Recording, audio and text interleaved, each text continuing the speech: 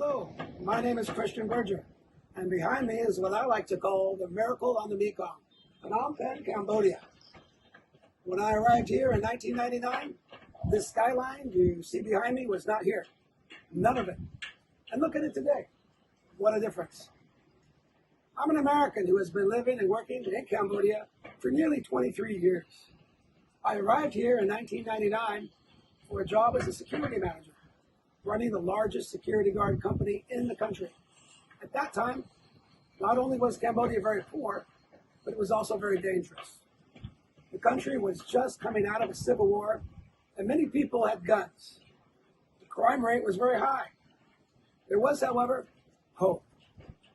After the genocide of the Pol Pot regime and then the civil war, the Cambodian people wanted peace and safety above all else.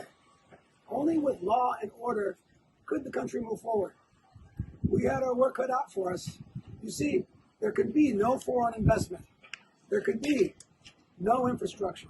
There could be no improvement going forward unless there was law and order first. Investors did not want to come to Cambodia until they felt safe to do so. Most of the foreigners in Cambodia at the time were working for the United Nations and donor organizations. My security company worked closely with the National Police in developing the private security industry. We provided trained guards to work at embassies, offices, factories, and other locations. The police worked with us in providing armed security for banks and other high-profile clients. Safety and security were soon improving nationwide. In fact, the government achieved something that many thought impossible. They invited everyone to turn in their weapons. Very soon, the vast majority of Cambodians were disarmed. In other words, gun violence declined dramatically. This achievement contrasted sharply with my own country, the United States, where guns have proliferated along with gun violence and deaths. Today in Cambodia, you almost never hear of gun crime. At the time I arrived, there were many political parties vying for power. Only one, however, was doing something about the problems at hand, and that was the CPP, or Cambodian People's Party, run by Prime Minister Hun Sen.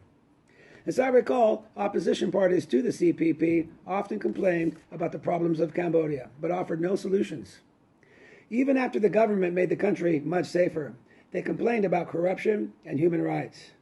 Meanwhile, the government was busy tackling the next big problems: lack of infrastructure and foreign investment. When I arrived in Phnom Penh, most of the streets were not paved, and there were many homeless people.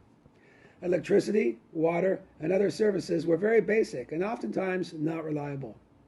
The government had a huge task in front of it: to rebuild the country. The Prime Minister invited foreign investors to rebuild and manage the airports, seaports, the railway, bridges, and highways. Power plants were established and utilities were modernized. Homeless people were found housing, and today, Phnom Penh has fewer homeless people than my hometown of Portland, Oregon. All this was being done while the investment law and tax system was restructured. Cambodia was, and still is today, the freest economy in Southeast Asia. This has caused a wave of both foreign and domestic investment. Before the COVID pandemic, Cambodia had one of the highest economic growth rates in the world. Today, in 2022, after the world recovers from COVID, Cambodia expects its economic growth rate to be 5.5%. For me personally, I have since expanded my business focus to other areas. I have brought American companies here to invest in the security industry as well as other industries such as agricultural equipment and household goods. Business opportunities in Cambodia abound, and it is now one of the main centers for investment in Southeast Asia. The capital city, Phnom Penh, was roughly 1 million people when I arrived. Now, it's over 3 million people and growing. The country itself is a major tourist hub, not only within the region, but globally. And recently, Cambodia was voted the friendliest country for tourism in the world. Today, the entire world is recovering from the COVID-19 pandemic that has lasted over 2 years. The global pandemic has affected many countries with deaths, lockdowns, economic downturns, and the general suffering of the people. However, Cambodia has stood out. Very early on, Prime Minister Hun Sen took a proactive approach, bringing in millions of doses of vaccines to the people. Cambodia had a quick and rapid response to those who fell ill and experienced very few deaths. Today, Cambodia is one of the most vaccinated countries in the world. It ranks first place in the latest edition of the BK's COVID-19 Recovery Index. This is a great achievement for a developing country, let alone an advanced industrial nation. All these accomplishments have been challenging, to say the least. Cambodia's turbulent history and its difficulties are now over, and the Cambodian people are looking forward to a bright future. For the first time in Cambodia's history, there is a thriving middle class. Families are now sending their children to private schools, buying a car, making money and paying taxes. It is hard to imagine that any of this would have been possible without the clear vision of Prime Minister Hun Sen.